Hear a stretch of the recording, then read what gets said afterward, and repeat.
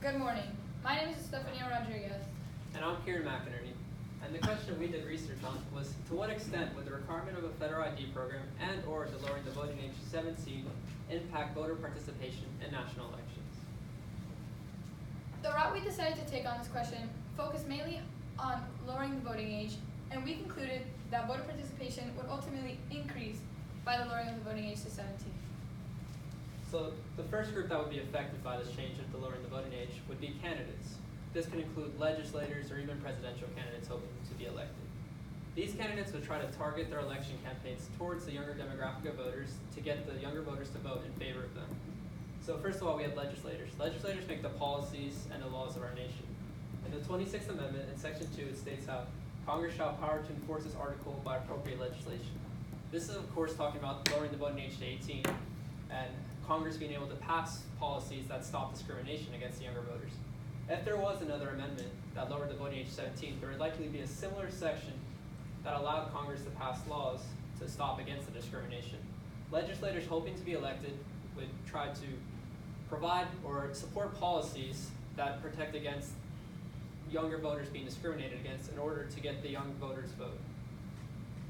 Presidential candidates are also obviously a very important set of candidates that would be affected by this change. Presidential candidates, of course, would also try targeting their election campaigns towards the younger demographic of voters. In this graph, based on the 2016 primary election, based on the United States Election Project, in states such as Florida and Michigan, there's only 65.6 and 65.7% total voter turnout respectively. These states are known as swing states and can often make or break a presidential candidate's election. If in these states the presidential candidate could target the younger voters and get the younger voters to go out and vote for them, they could ultimately win the presidential election due to these states. In all, these candidates as a whole will target their elections and ultimately increase voter participation due to their targeting of the younger voters. In contrast to our main argument, it can be seen by the graph on the right that the age group with the highest amount of voter turnout is age group of 60 and up, which consists of the older voters. While the 18 to 29-year-olds, the younger population, has the lowest amount of voter turnout, and it has been that way in a span of 3 decades.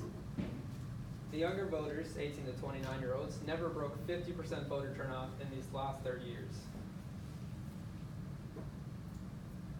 In response to this, however, teenagers would positively impact from the lowering of the voting age, as it can be seen that in recent elections, specifically the 2014 election and the 2018 election, the age group of 18 to 29-year-olds increased 16%, being the largest increase in voter turnout from all the age groups.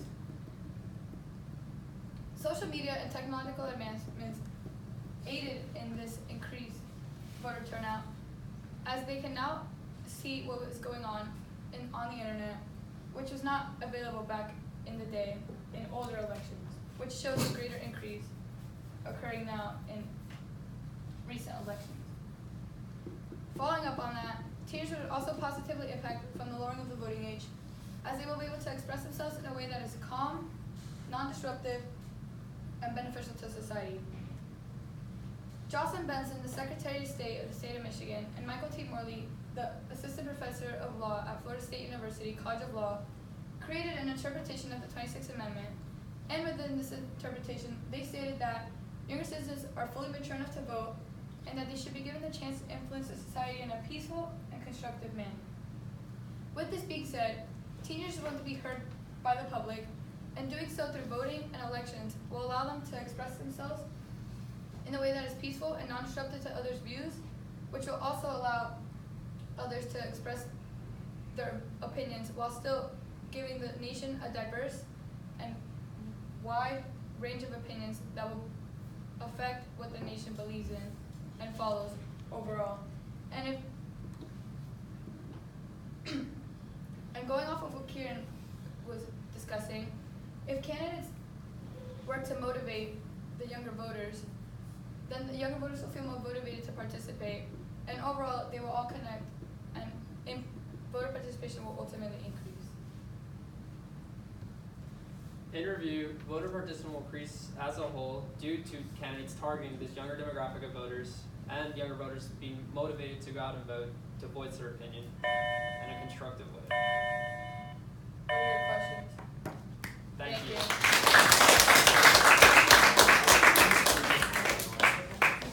Back up a little bit. You guys are.